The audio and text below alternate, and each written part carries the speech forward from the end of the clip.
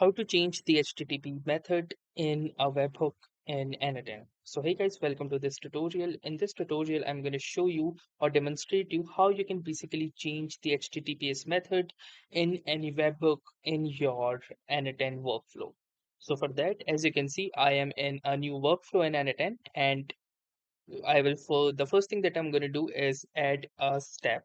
So let's say I added a manual trigger node right here, and then the next thing that I'm going to do is add a webhook. So for that, I'm going to type in webhook, and here you can see this is a webhook option.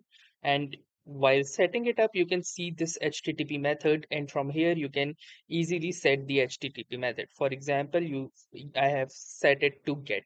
And let's say after setting up your webhook, if you wish to change it again, you can simply double click onto the webhook, and then from here you can again change your HTTP method. So for example, let me set it to post, and then you can simply close this, and now you can see the verification or the confirmation here, which says that it is now set to post instead of the previous get.